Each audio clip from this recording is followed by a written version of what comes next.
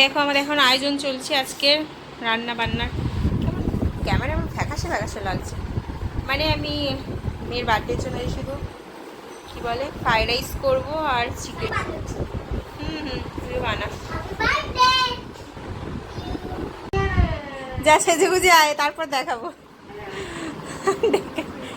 আমাদের অবস্থা এখন দেখলে মানে দেখার মতো নয় আর কি, কারণ নয় আমার তো আরো একদমই অবস্থা দেখাবো। এই যে সোনামের অবস্থা, সোনম দেখিও না, হাত ছড়া মুখটা দেখা। এই যে সোনামের অবস্থা এই, আর আমাদের অবস্থা খারাপ। যাই হোক ছেড়ে দাও। তুমি কি করছো? আজকে তোমার তো হ্যাপি বার্থডে। কি করছো বৌদি? এই তো দেখ না, রাইস করেছি, ফ্রাইড রাইস করেছি।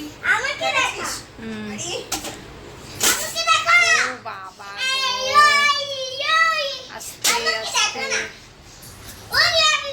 কত কেজি চাল? 2.5 কেজি। এই ভাতটা পুরো এখান থেকে নিয়ে আমি পকেটে আমাদিকে আয়। কেন তোমার দিকে যাও। পাখি আসো, এদিকে দাঁড়াও। এখানে থোড়া পাখি আয়, পাখি আয়, পাখি দাঁড়াও। ও পাখি দাঁড়াও। হ্যাঁ দেখা যাবে।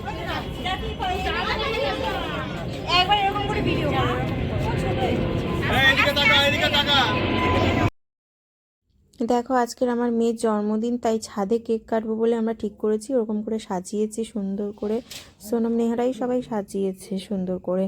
আর কেক কাটা অলরেডি হয়েও গেছে। তো ঘরের ভেতরে জায়গাটা খুব কম, তো সেই জন্য ছাদেই সবাই মিলে আয়োজনটা করলাম। তো কেমন হয়েছে সবাই কমেন্ট করে জানিও। আশা করি তোমাদের ভিডিওটা খুব ভালো লাগবে। আর পুরো ভিডিওটা দেখো, খুব একটা বড় না, ছোট একটা ভিডিও। যা ভিডিও হয়ে গেল, এবার ভিডিও হয়ে গেল। আমার মেয়ের জন্মদিনের একদিন পরে সোনামের জন্মদিন ছিল, তাই সোনামের জন্মদিনটাও ছোট করে একটা কেক নিয়ে এসে আমরা সবাই মিলে সেলিব্রেট করেছিলাম। দেখো ওদের ঘরেতেই করেছিলাম। তো সবাই মিলে একটু সেজেগুজে ফটো তুলছিলাম এই আর কি। আর বাচ্চাগুলো তো আনন্দ করছে। তারপর তারও একদিন পরে জন্মদিন ছিল, তো মেয়ের জন্মদিনটা ভালোভাবে সেলিব্রেট হয়েছে, কিন্তু আমার ভিডিও করা আর হয়নি।